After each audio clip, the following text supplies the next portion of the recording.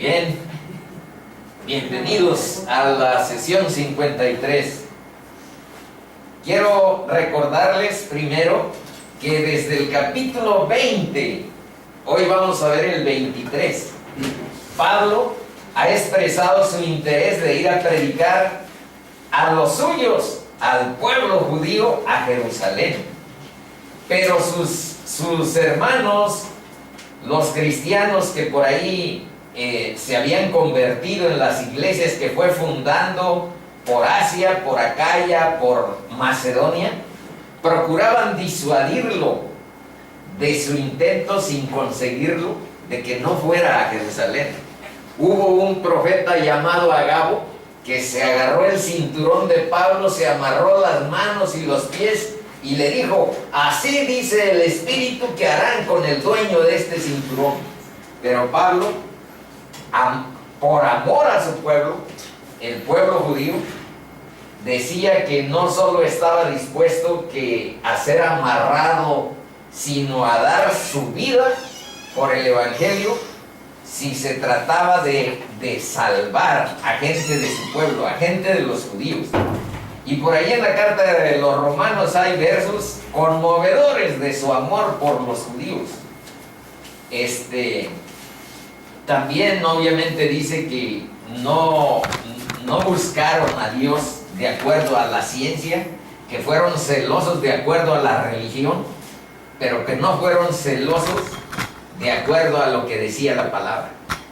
Bueno, y ya estando en Jerusalén, los judíos lo mandan a que se purifique porque ha andado en tierra de gentiles. Y para un judío, aún ahora, reunirse con personas que no son de su propia raza, pues como que se contaminan.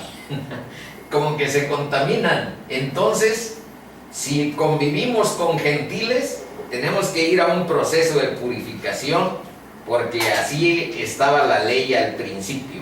Pero ya dijimos que eran todos esas reglas ceremoniales, ritos que había en la religión judaica, eran sombras de lo que había de venir. Anunciaban que iba a haber una expiación de un Cordero de Dios que limpiara los pecados del mundo para siempre. Y entonces ya pasaron a la historia los sacrificios de corderos que no son de Dios, sino son de ganaderos y otros animales que ocupaban para la expiación. Bueno, más o menos en eso estamos, pero también recuerden que intentaron lincharlo cuando empezó a decir su testimonio. Chicos, yo como ustedes soy judío, nacido en Cilicia, en una ciudad muy importante, en Tarso. Tarso era una especie como decir Harvard. Era una ciudad donde estaba concentrada la cultura, donde había una especie como de universidad en Tarso. Y decir que soy de Tarso pues era algo que lucía por esos antecedentes culturales. Pero cuando dijo que Jesús lo había enviado a predicar a los gentiles, era como decirle: la salvación de Cristo alcanza a los gentiles sin que se conviertan al judaísmo. Porque ahorita vamos a ver incluso unos versos a donde Dios les había dicho que trataran a los extranjeros, a los gentiles, de manera amable, porque ellos habían sido igual extranjeros en Egipto. Entonces, pórtense bien con la gente que no sea de su pueblo. Ahí vamos a ver unos versos. Pero ya saben que del dicho al hecho siempre queda un gran abismo. Entonces allí hay algo. En el capítulo 23 que hoy estudiaremos, hermanos, veremos que Pablo no era un ser perfecto, que comete algunos errores, pero los vamos a ir viendo poco a poco. La Biblia a ninguno de sus hijos más brillantes los deja así como que cubriéndoles las espaldas si cometen algún error. Elías hubo un momento en que estaba desesperado. Bueno, Jonás lo enviaron a predicar a Nínive, que era la capital de los asirios. Y como los asirios habían venido a conquistar Jerusalén y habían matado gente y habían dominado bélicamente por medio de la guerra, sometido al pueblo de Israel, cuando Dios le dijo, quiero que vayas a predicar a Nínive para que se arrepientan, se conviertan, y él, en vez de obedecer a Dios, agarró a Tarsis rumbo a España, en vez de irse, digamos que rumbo a Irak, donde ahora es Irak, pues agarró en sentido contrario. Y eso no lo encubre la palabra, la Biblia lo abre, porque es palabra de Dios. El único ser humano que no cometió errores y que no pecó nunca es Cristo Jesús. Nadie más. Pedro negó 3 veces a Cristo. Pedro, cuando iba a predicar a los gentiles, les iba a decir, apenas les iba a decir que se circuncidaran, que guardaran los sábados, que cumplieran la ley. Iba a predicar, pero el judaísmo, cuando vio que el Espíritu Santo había convertido a mucha gente, había transformado a mucha gente, y cambió, y entonces les fue a decir, bueno, si Dios ha hecho estos cambios, ¿quién soy yo para resistir a la mano de Dios? Si se están convirtiendo sin necesidad del judaísmo, bueno, pues así que sea. Por eso después él defendía que él había sido el primero, y sí lo fue, en los Hechos así lo leímos, en ir a predicar a los gentiles. Aunque Pablo, después en el capítulo 9, pues ya sabemos que él es, digamos que, el encargado de esa misión. Bueno, ¿y por qué les pusimos este templo? Porque en ese escenario se van a representar todas las acciones más importantes del capítulo 23, perdón. Miren, este es el templo. ¿Ese dónde está? Estuvo en Jerusalén. Esta es la fortaleza Antonia. Aquí se ve más claro, vean. Aquí está una fortaleza. Nomás que no tiene nombres y mejor les puse esta que sí tiene. Entonces, en el atrio de los gentiles, aquí dice, es un lugar de encuentro y diversidad. Un ámbito a donde hay diálogo de culturas. Un espacio de expresión para los que no creen. Yo no conozco a Dios de la Biblia, yo no conozco al Dios de Israel, pero asisto a este templo a indagar algo, a acercarme a algo. Bueno, pásale, pero hasta aquí. Hasta aquí. Penetrar ya a estas cámaras, solamente los judíos lo podían hacer. Y si penetraba alguien que no fuera judío, pues ya una vez les dijimos, era súper peligroso, y estaban muchos anuncios que te decían en distintos idiomas que no te fueras a meter, ni por accidente ni por error, porque te hacían responsable de tu propia muerte. Y este es una especie como de corredor que está techado, y a este se le llama el portal de Salomón. Este era el lugar predilecto de Cristo para reunirse con sus apóstoles. Pero después, ese lugar predilecto de los apóstoles para reunirse con su gente, con los cristianos, no van aquí siempre. Esto aquí es mucho más solemnidad. Esto es mucha más situación de formalidad. Pero en estos escenarios, no. Hay más libertad. Entonces aquí dice además que gentil, pues gentiles somos tú y yo. Porque no somos hebreos, nada más por eso, No porque demeritemos en algo a los hebreos, pero no somos hebreos. Eso es lo que quiere decir. En hebreo es goy o goyim, y aparece 561 veces en el Antiguo Testamento esa palabra. Y del griego etnoi o etné, de lo que viene etnia, De esta palabra proviene el vocablo etnia. Bueno, pues ese en el griego está 162 veces en el Nuevo Testamento, o sea que es recurrente, es muy frecuente el término para esclarecer su significado y su sentido. Bueno, entonces aquí tienen a Pablo, lo acusan de que metió a un gentil a estas cámaras. Y eso es prohibidísimo. Pero aparte, acuérdense que Pablo había salido en el capítulo 8 con cartas de los sumos sacerdotes para apresar, para atrapar a todos los cristianos que andaban por allá en regiones aledañas a Judea. Entonces iba como perseguidor de los cristianos. Pero cerca de la ciudad de Damasco, casi llegando a Damasco, lo envolvió un resplandor de luz.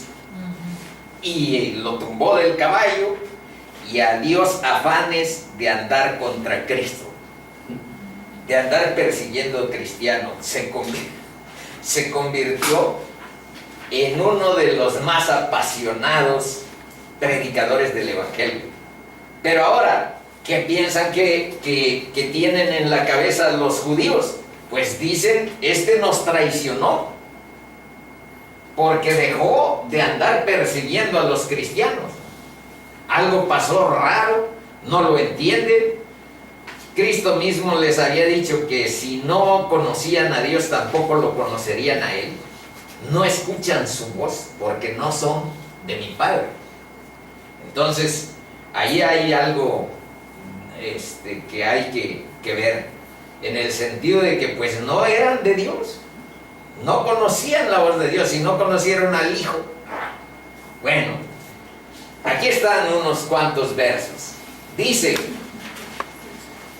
para recordarles qué sucedió en Hechos 21, dice: varones israelitas, ayudad, este es el hombre que por todas partes enseña a todos contra el pueblo, la ley y este lugar.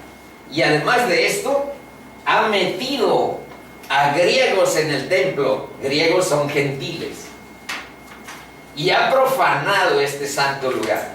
Porque antes habían visto que con él en la ciudad, a Trófimo, es un asiático de Éfeso, a quien pensaban que Pablo había metido en el templo. Obviamente no. Ahora que aquí les puse estos dos mandamientos, que claramente estos judíos que lo acusan no toman en cuenta. Uno de los mandamientos dice: no hablarás contra tu prójimo falso testimonio. ¿Y qué está pasando aquí al decir que Pablo metió a un gentil a las cámaras del templo?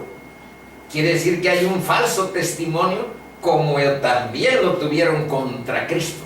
Igual. Ándale. Y aparte, ahorita vamos a ver un complot, o un complot, como dice López Obrador, que pretende no solo incriminar por este falso testimonio de que ha profanado el templo, el santo lugar, etc., sino que hay una conjura contra él. Y tampoco observan este mandamiento. Y aquí estos dos versos los puse para que se den cuenta acerca de este pórtico de Salomón. Dicen, es un ¿cómo se llaman esos pasillos? Un corredor, exactamente, esa es la palabra. Es un corredor techado, a donde hay ventilación, porque ya de eso ni recuerdos hay. Bueno, sí está solo una pared que se llama el muro de las lamentaciones. Hay un gran muro que es lo único que queda del templo. Pero sigue siendo como un lugar santo. Sigue siendo un lugar santo. Ahí, por supuesto, sí, ahí hay todas las peregrinaciones de judíos, ahí están en ese lugar. Pero no pueden ver, si entran todavía donde estaba prohibido, o ya pueden entrar. Cosas así específicas, yo la verdad no he ido. Ha ido esta chica. No, ahí no. ¿No fuiste? Pero ir a Tierra Santa. Sí, pero sí está el muro de las lamentaciones, pero separan a los hombres y a las mujeres, ¿no? Sí. Ahí. Y los judíos para entrar aquí a estas cámaras siempre separaban a las mujeres. Por eso si ven aquí hay un atrio de las mujeres. Las mujeres no van juntos con los hombres. La razón, pues, es doctrina de ellos. Vean lo que dicen aquí estos versos. Dice, Hechos 3:11, dice, y teniendo asidos a Pedro y a Juan, el cojo que había sido sanado, todo el pueblo atónito concurrió a ellos al pórtico que se llama de Salomón. Y por la mano de los apóstoles se hacían muchas señales y prodigios en el pueblo, y estaban todos unánimes en el pórtico de Salomón. O sea, ahí estaban los judíos, los apóstoles, y ahí estuvo Cristo de manera frecuente, predicando, enseñando la palabra. Y ahora vean, aquí hay cuáles las reglas de los judíos que estaban explicadas en la ley respecto a los gentiles. Vean, Levítico 19, 33, 34 dice, cuando al extranjero morare con vosotros en vuestra tierra, no le oprimiréis. Como a un natural de vosotros tendréis al extranjero que more entre vosotros, y lo amarás como a ti mismo, porque extranjeros fuisteis en la tierra de Egipto. Yo, Yahvé, vuestro Dios, lo digo. Y ahora en Éxodo 12, vean lo que dice. Mas si algún extranjero morare contigo y quisiere celebrar la Pascua para Yahvé, ahora sí vean, séale circuncidado todo varón, y entonces la celebrará, y será como uno de vuestra nación, pero primero que se circuncide. Pero ningún incircunciso comerá la Pascua. ¿Saben lo que es la Pascua ahora? La Pascua es la santa cena que hay en las congregaciones cristianas y la comunión que hay en la religión católica. Esa es la Pascua, el recuerdo de eso que ahora representa Cristo. Pues por eso querían que si querían ser de ellos se circuncidaran. Ándale. Y Pablo decía que no. Pero ningún incircunciso comerá la Pascua. La misma ley será para el natural y para el extranjero que habitare entre vosotros. Bueno, ahora sí, después de estos breves comentarios, vamos al capítulo 23. Y aquí sigue una historia apasionante. Vamos a leer todo el capítulo 23, cuando menos eso espero. Versículo 1. Entonces Pablo, mirando fijamente al concilio, dijo: varones hermanos, yo con toda buena conciencia he vivido delante de Dios hasta el día de hoy. El sumo sacerdote Ananías ordenó entonces a los que estaban junto a él que le golpeasen en la boca. Entonces Pablo le dijo: Dios te golpeará a ti, pared blanqueada. ¿Estás tú sentado para juzgarme conforme a la ley y quebrantando la ley me mandas golpear? Ya ven que Pablo no se quedaba callado. no mostró tanta mansedumbre ni tanta humildad en este momento. No, pero argumentaba. Dios te golpeará a ti, pared blanqueada. 4. Los que estaban presentes dijeron: ¿al sumo sacerdote de Dios injurias? Le dijeron a Pablo. Pablo dijo, vean aquí también, no está muy claro que no haya entendido, pero vamos a ir bien, no lo haya conocido, porque arriba vean, dice, miró fijamente, y los sumos sacerdotes eran formales para vestirse, pero de todas maneras vean lo que dice Pablo.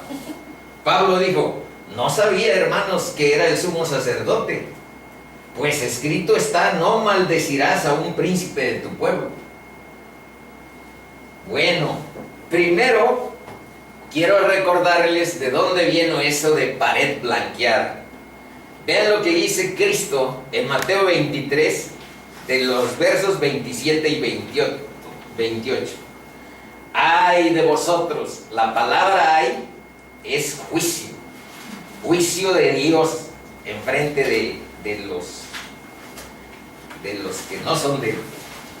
Ay de vosotros, escribas y fariseos e hipócritas, porque sois semejantes a sepulcros blanqueados, que por fuera a la verdad se muestran hermosos, mas por dentro están llenos de huesos de muertos y de toda inmundicia. Así también vosotros por fuera a la verdad os mostráis justos a los hombres, pero por dentro estáis llenos de hipocresía e iniquidad. Lo dijo Cristo. Eso lo dijo Cristo, Sí, de por los eso lo escribas. sentenciaron desde el principio. Pues. Entonces, ¿qué le está diciendo? Porque por la ley estaba quebrantando la ley. Si ahí decía que por la ley no debes de maldecir ni a un sacerdote. Y ahorita vamos a ver dónde dice eso la ley. Pero primero, de dónde viene lo de pared blanqueada, y luego vamos a profundizar un poco en buena conciencia. Pero pared blanqueada es algo así como: Lo externo eres nomás, un corrupto Externo. e hipócrita. y por dentro Eres estás un podrido. corrupto e hipócrita. Un Bueno. hipócrita. ¿A dónde dice esto de no, en la ley está escrito de que no debes maldecir a un príncipe? En Éxodo 22. Vean lo que dice: no injuriarás a los jueces, ni maldecirás al príncipe de tu pueblo. Y eso es lo que está recordando Pablo. Ah, sí, no sabía que era el sumo sacerdote. Pues está escrito que yo no debo de insultar o maldecir a ningún príncipe de mi pueblo. Yo digo que sí sabía porque era bien conocedor.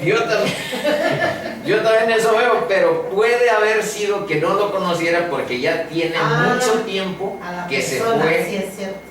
y había cambios, y a este Ananías lo habían puesto ni siquiera los miembros del Sanedrín. Ya. Son 35 saduceos, 35 fariseos y el sumo sacerdote. Ese es el Sanedrín, el concilio, a donde está Pablo ahorita. Pero lo cambiaron y lo pusieron a los romanos. Y casi siempre era saduceo, porque si se acuerdan, los fariseos eran más radicales y no conciliaban con los romanos. No tomaban en cuenta a los romanos. Y los saduceos eran más políticos, más conciliadores, y buscaban tener siempre buena relación con el imperio, con los conquistadores. Los israelitas estaban sometidos a los romanos en el tiempo de Cristo y en el tiempo de los apóstoles que nosotros estamos estudiando. Estaban sometidos, quiere decir conquistados. Bueno, seguimos. Por causa del Señor, pero ahora vean, esto es para que recuerden qué se dice en el Nuevo Testamento respecto a nuestra relación con la autoridad. Vean, 1 de Pedro 2, 13 y 14. Por causa del Señor, no por tu orgullo, no por tu soberbia, no por tu ideología política, por causa del Señor, someteos a toda institución humana, ya sea al rey como superior, ya a los gobernadores como por él enviados, para castigo de los malhechores y alabanza de los que hacen el bien. Ese es el lineamiento bíblico respecto a nuestra relación con la autoridad.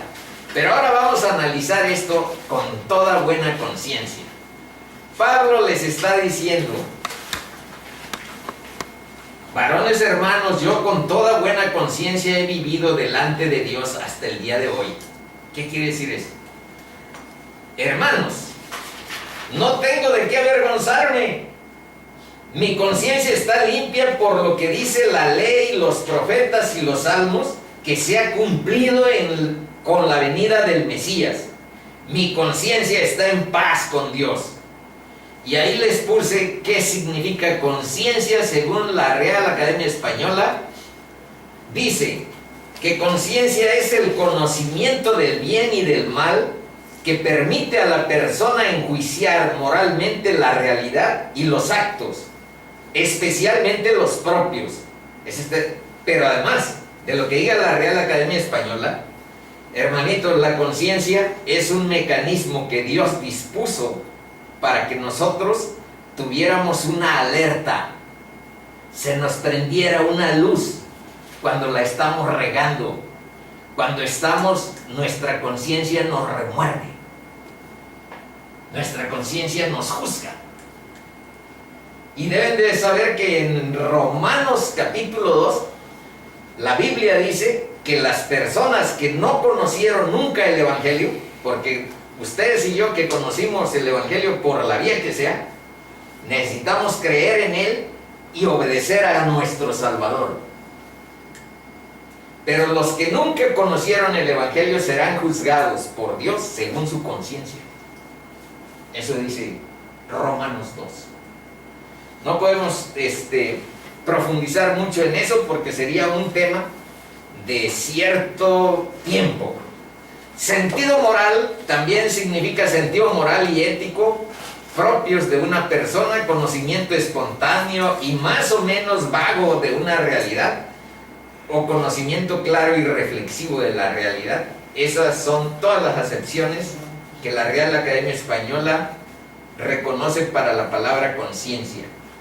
¿Y cómo toma Ananías de que Pablo le esté diciendo, bueno, yo tengo mi conciencia tranquila con Dios, en paz con Dios, porque entiendo que Cristo era el Mesías y que los profetas y que la ley y que los salmos hablaron de su venida?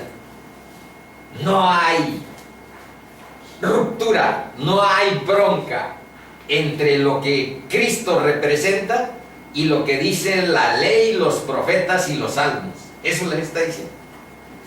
Pero ¿cómo toma el sumo sacerdote eso? Bueno, Ananías lo toma como una ofensa para él y el concilio, y dicta sentencia, declara un juicio, cuando manda que le den una bofetada en la boca. ¿Y cuál es el trasfondo? Ahí hay tres razones: que Pablo había abandonado la persecución de cristianos y se había vuelto el más apasionado cristiano.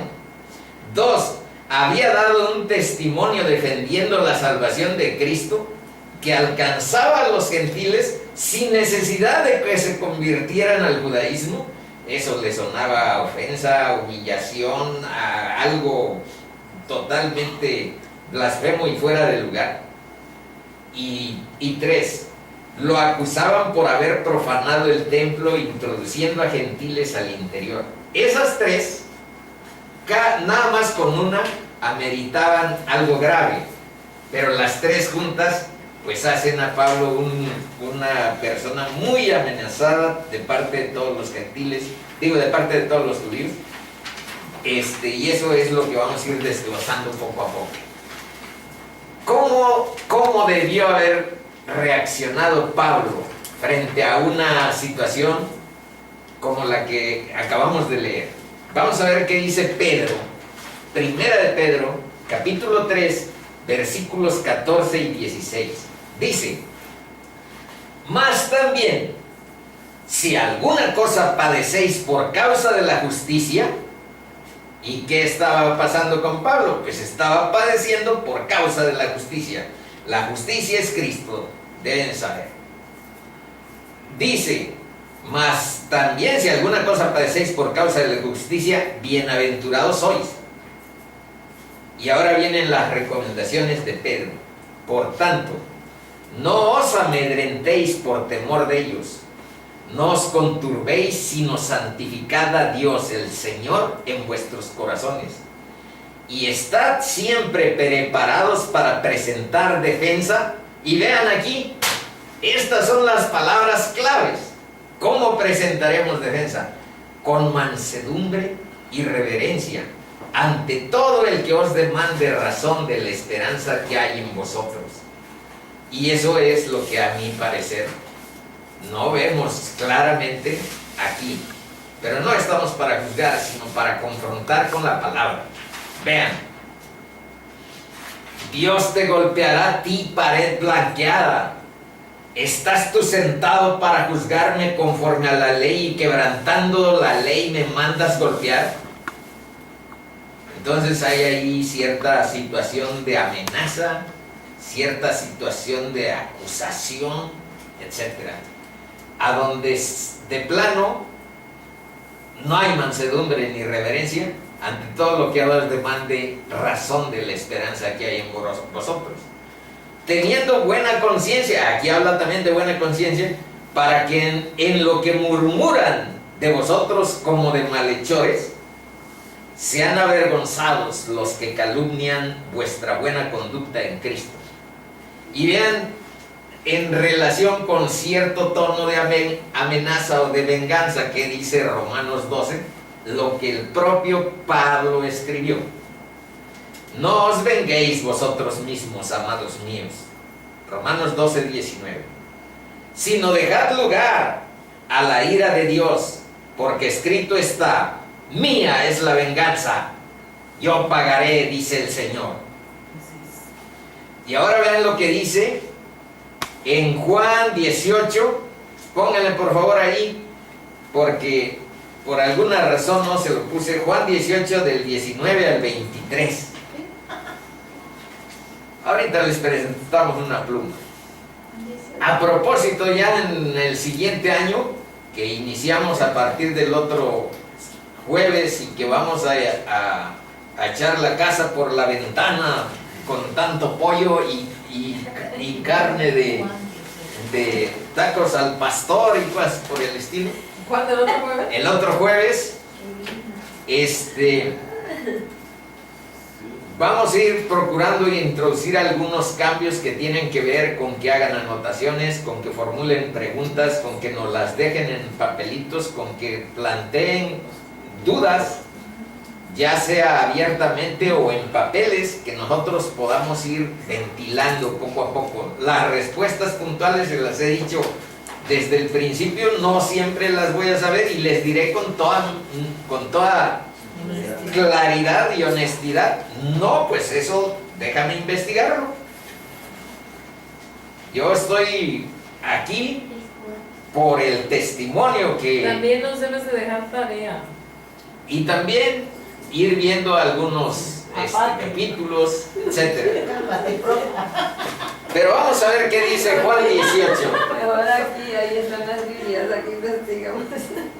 Y el sumo sacerdote preguntó a Jesús acerca de sus discípulos y de su doctrina. Jesús le respondió: yo públicamente he hablado al mundo siempre. He enseñado en la sinagoga y en el templo donde se reúnen todos los judíos, y nada he hablado en oculto. Ahora está hablando Cristo, y vean la diferencia de reacción. ¿Por qué me preguntas a mí? Está diciéndole Cristo al sumo sacerdote y a otras personas que están ahí. Pregunta a los que han oído que les haya yo hablado. He aquí, ellos saben lo que yo he dicho. Cuando Jesús hubo dicho esto, se repite lo que le hicieron a Pablo. Vean, uno de los alguaciles que estaba allí le dio una bofetada a nuestro Señor, al autor de la vida, al creador del universo. No, le dieron más feo, no nomás eso. Bueno, sí, cierta. Cuando Jesús hubo dicho esto, uno de los alguaciles que estaba ahí le dio una bofetada, diciendo: ¿así respondes al sumo sacerdote? Y vean la diferencia. Jesús le respondió: si he hablado mal, testifica en qué está mal. Y si bien, ¿por qué me golpeas? Entonces, este es el testimonio de Cristo, y acabamos de ver el de Pablo. No queremos enjuiciarlo, no queremos cuestionarlo. Con la vara que midas serás medido. Queremos confrontar la palabra de Dios con los hechos que estamos analizando.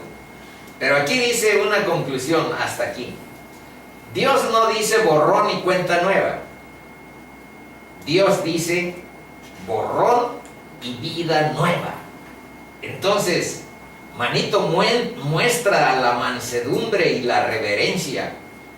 Muestra que dejas en Dios la venganza cuando te agravian respecto a una práctica, No responde. respecto a un hecho. Eso es una nueva vida, esa es una nueva persona.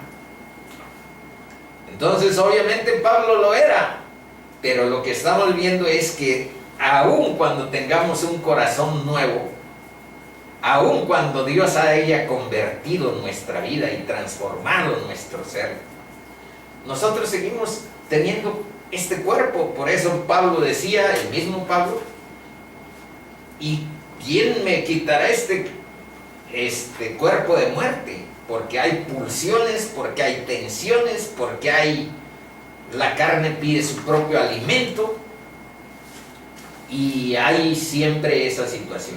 Entonces, aún en Pablo eso es lo esperanzador. Podemos ver que tuvo este tipo de reacciones. Yo no quisiera comentarles, pero recientemente en el mes de diciembre salí a correr ahí en Ostoditlán y al salir de la casa, apenas ahí a unos metros, salieron de un portón dos perros. Y uno me atacaba de un lado y otro me atacaba por otro. Me tenían cercado. Entonces, y yo iba con short y sin nada en las manos. Entonces, como pude, corrí un poco y agarré una piedra, pero se la tiré con toda mi fuerza a uno de los perros. No le pegué, pero se fue la piedra y una persona iba abriendo la puerta y quedaba hacia abajo y ahí fue a dar con toda la fuerza. ¡Guas! Entonces, después era, Señor, gracias porque no pasó nada mayor frente a estas circunstancias, pero era ante una prueba de mansedumbre para mi carácter. Pues ¿cuál mansedumbre? Reaccioné igualito que Pablo. Pared blanqueada. ¿Cómo mandas tú, en vez de juzgarme con justicia, que me golpeen? Pared blanqueada. Bueno, ese es el ejemplo que quiero decirles en términos de que no siempre reflejamos humildad, mansedumbre, reverencia a quien nos salvó. Mansedumbre es como humildad. Y después fuimos, pero ya para qué hago autobiográfico fue el asunto. Después fuimos a México y a Pachuca con mi familia. De ahí de Houston nos fuimos para Pachuca y a México. Iba en una calle y estaba bloqueada por mercados sobre ruedas que ponen a veces en la ciudad, en el centro de la ciudad. Entonces, pues no tenía alternativa y me di por una calle a donde estaba prohibido que me metiera. Pero yo no tenía alternativa. Bueno, al salir de la calle, policías. Ya te estaba esperando. ¿Y qué creen? ¿A dónde quedó mi humildad? Y mi mansedumbre y mi reverencia. Bueno, en cierta forma sí estuvo, pero no. Y te han conocido en otros No tiempos. como- Ya le habías bajado la No como debiera de ser, Sí. porque Nos falta. hasta ella estaba así como que Sí, enojada. a la defensiva. Y yo le decía pared blanqueada, no había otra calle.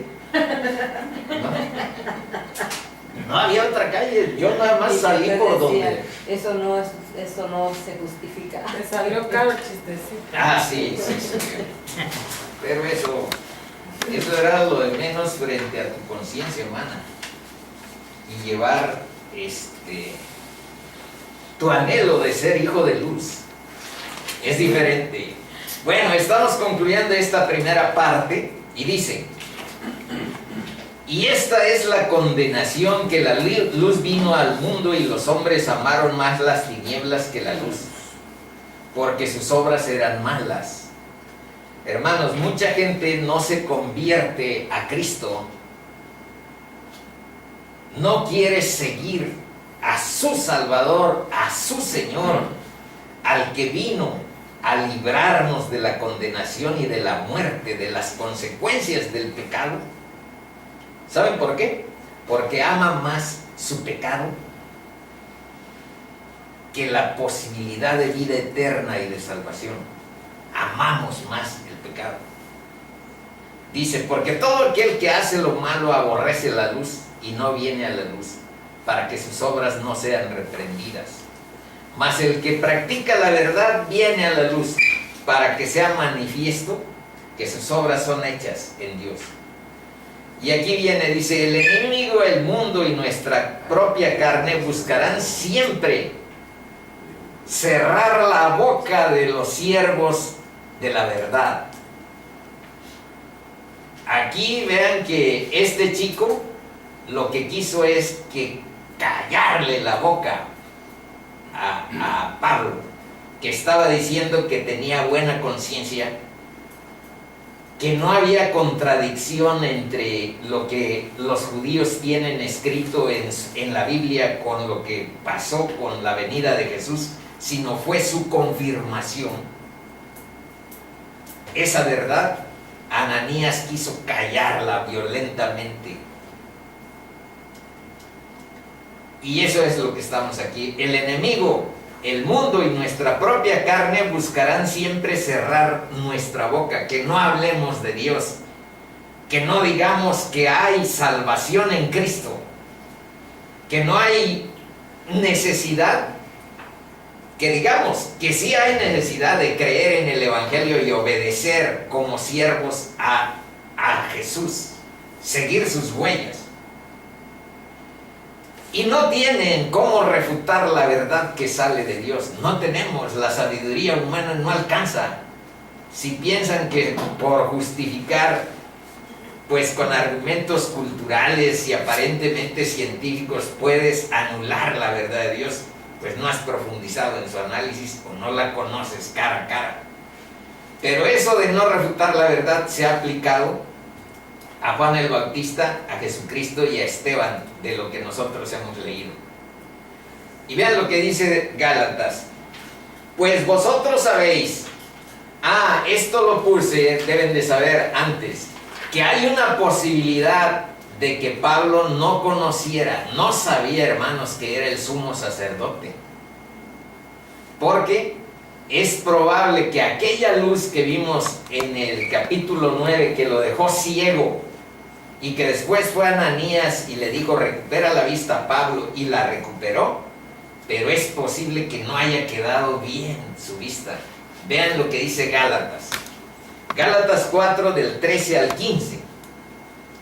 Pues vosotros sabéis que a causa de una enfermedad del cuerpo, os anuncié el Evangelio al principio, y no me despreciasteis ni desechasteis por las pruebas que tenía en mi cuerpo. Antes bien me recibisteis como a un ángel de Dios, como a Cristo Jesús. ¿Dónde pues está esa satisfacción que experimentabais? Porque ahora ya no lo estimaban tanto, no lo estaban siguiendo tan fielmente. Y vean lo que dice: porque hoy os doy testimonio de que si hubieseis podido, os hubierais sacado vuestros propios ojos para dármelos. Está hablando de un padecimiento, una enfermedad, y luego dice que os hubierais sacado vuestros propios ojos para dármelos. Da más o menos la idea que no veía bien, que algo le quedó después de haber tenido ese encuentro con Cristo Jesús, que les digo que es una luz más intensa que el propio sol, la gloria de Dios, y no quedó de su vista. Yo deben de saber que tenía una vista diferente. Tengo una vista ahora nueva, distinta. Dice Tito 1:16, a propósito de esos personajes: profesan conocer a Dios como ese sumo sacerdote, pero con los hechos lo niegan, siendo abominables y rebeldes, reprobados en cuanto a toda buena obra. Tito 1:16. Y dice, ningún religioso soporta la verdad del Evangelio.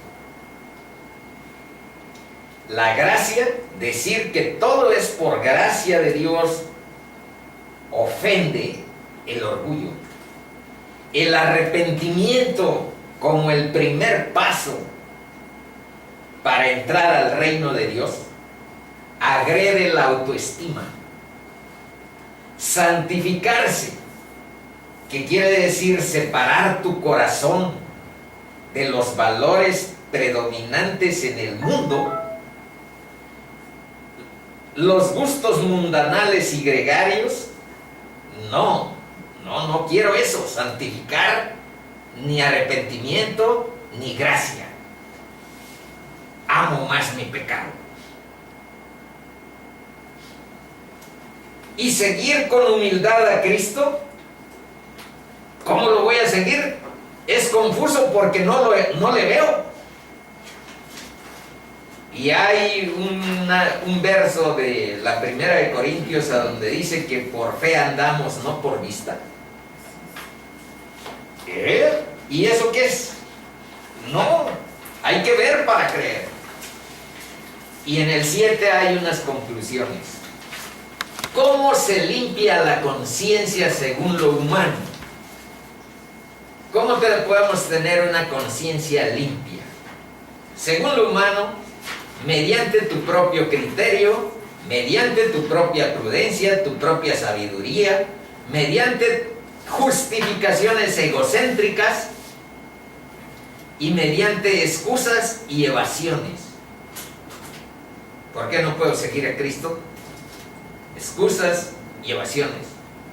Esta es limpiar la conciencia según lo humano. ¿Y cómo se limpia la conciencia según Dios? Ya vimos la sesión anterior, mediante su palabra. Salmo 119, que les dije que tenía 167 versos. No es cierto, tiene 176 versículos. El Salmo 119, el más extenso capítulo que tiene toda la Biblia, el Salmo 119. Entonces dice, limpiar la conciencia según Dios es arrepentimiento para con Dios, fe en el Señor Jesucristo y seguir en obediencia a quien nos salva. Ese seguir, no nada más seguir sus huellas, seguir en obediencia. Acatar su palabra. Acatar su palabra. Continuamos. Vamos 48, aguanten. Entonces Pablo, notando que una parte, y vean otra vez la astucia de Pablo, pero también, ¿cómo les diré? Bueno, mejor hay que leer, no juzgar. Entonces Pablo, notando que una parte era de saduceos y otra de fariseos, los que estaban ahí con el sumo sacerdote, alzó la voz en el concilio y vean lo que les dijo: varones hermanos, yo soy fariseo, hijo de fariseo.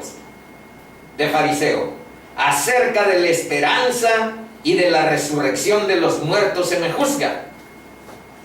Cuando dijo esto, se produjo disensión entre los fariseos y los saduceos, y la asamblea se dividió.